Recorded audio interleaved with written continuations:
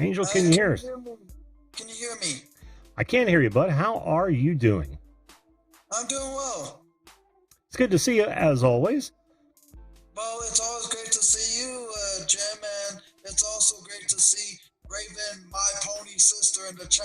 I know that's not her child name, it's Raven the commentator, but she is cute with her little picture from Gravity Falls, as cute as this pony is. Mwah. I respect you, Raven. You are like one of my favorite friends that I got to meet last year, and you're more than welcome to my channel anytime. And you're always welcome in my life. You're a terrific friend to everyone here on YouTube. She is, and she's actually in line now, so we'll be talking to her soon. Well, if you heard what I just said, hopefully you enjoyed that, Raven. Mwah. We'll find out soon enough, won't we? Yeah, we'll find out soon enough. So, Angel, now you've only been on this earth 29 years, but yet you were a child. What did you want to be when you were a younger man? For me, to be quite honest, I don't know, because growing up, I never got to try to find the field in my life growing up, like how some people when they're young already know what they are because their parents see them do, like some people who are a singer, some people who are an artist, some people who deal in the realm of science and paleontology, etc., and in the realm of doctors. I never was able to figure out what I wanted because growing up, I never really was able to go out into the world because when I was at the age of 5, I always had my dad looking for services for me. When I was at the age of 11, we lived in a trailer court and I never was able to find what I want. But some people suggested things all throughout my life that they think I should be.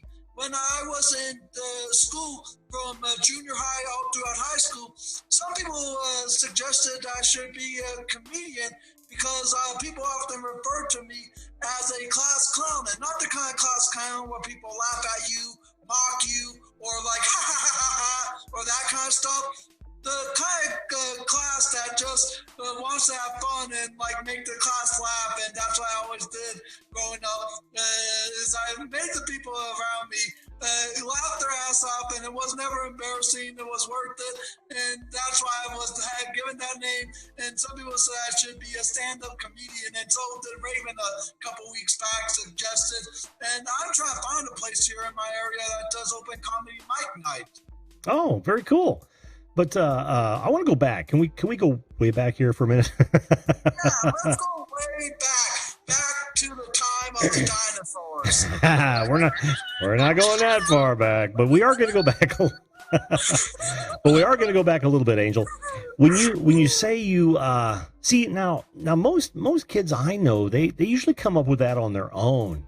And I bet if you think about it, you probably had something like you saw a policeman in action and you thought, oh, it'd be cool to be a policeman just for a short time, if nothing else.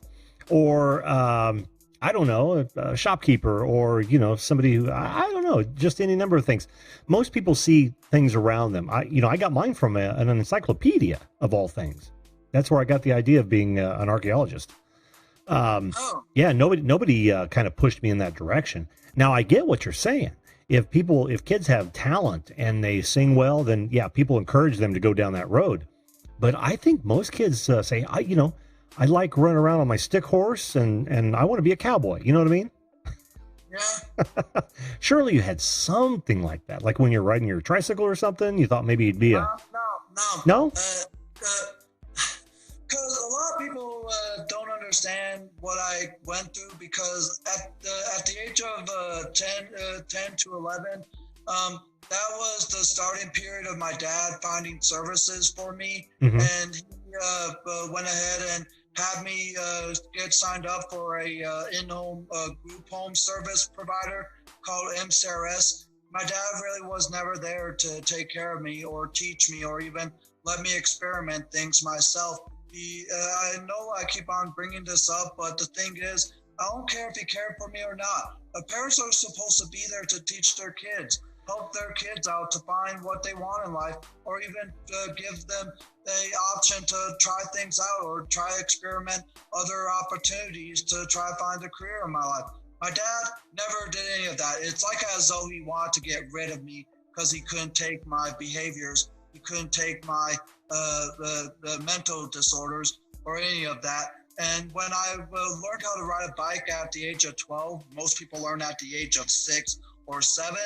I did not learn how to ride a bike till the age of 12.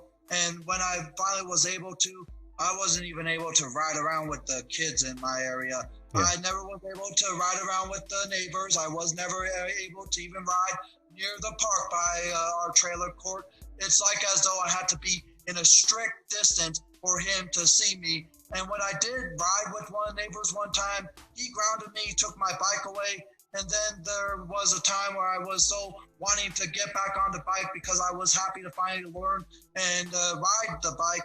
And I did the unthinkable and jumped through a window. And I jumped out the window the wrong way. And I got this a scar here that's been here since the age of 12 when I jumped out the window. But this wouldn't have happened if my dad would have been so strict on me. And I don't necessarily hate my dad to the fullest. I just wish he would have been there to teach me, help me out, and properly help me through the course of my disorders instead of wanting to try to get rid of me as a uncaring parent. Well, Angel, I'm glad you brought that up again, and especially giving us some new information. Would you mind if we talked about that really briefly? Because I've got 3 more people coming up. Yeah. Now we've had this discussion before about your dad. It's still my belief that one, he didn't know how, right? And that tends to make people believe that they didn't do the right thing, but they really didn't know how to do the right thing. And now I'm going to argue that he cared more than I thought he did when you first talked about this. If he was so concerned about you, getting hurt is what it was, because you getting hurt scared the hell out of him, which is why he tried to protect you and keep you from, going with the kids. He might have done it the wrong way, but we all aren't equipped to do all the right thing all the time. But I gotta say, I think he cared for you a hell of a lot, dude. Well, it doesn't seem like that, because if he doesn't know. It doesn't seem like, because if he really did care, he wouldn't put me in a place that took more care of me than he did himself. I mean, just because the thing is, the place that he put me in helped me throughout the course of me trying to manage my behavior and me trying to go through life of like not getting so far as I escalated or as far as my temperament. Because the place that my dad put me in of MCRS, they did more to help me than my dad ever had. And if my dad really did care, he wouldn't put me in the kind of situation or facility that he did. Because if you recently heard about the story about a father trying to save his son from getting a transgender transaction, the dad is trying to look out for his son, but the mom doesn't care about the son. The mom wants the son to be turned into a girl. If the mom really did care about the kid, the mom would not do this to her own son and let the dad take care of him. And that's what it seems like for me. Like my dad, if he really did care, he wouldn't put me in the situation that he did or the facility that he did. He would just come to me when the time is necessary to talk to me and help me through life of coping and management and try to teach me things his own, so that way I could try to live the life with him and be with him. But does it seem like he cared? No, it doesn't. Well, Angel, I know you guys have a checkered past, your father and you, and I'm sorry that happened that way. I can't get off the of my initial assessment where I think he cared and he just didn't know how to deal with it, and that's why he ended up handing you to someone else who he thought maybe could deal with it. Even you said it was good for you, but I don't want to. I don't think we should go too deep into that. All right, bud.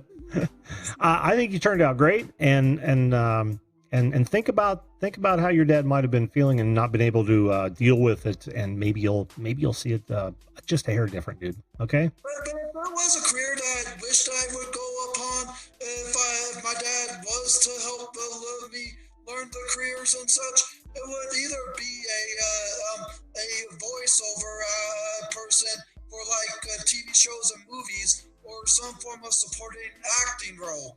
Oh, cool. Very cool. Well, thanks for sharing that with us, Angel. But I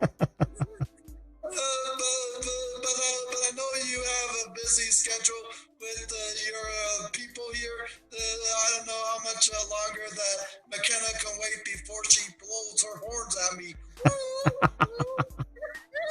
I love you, Raven.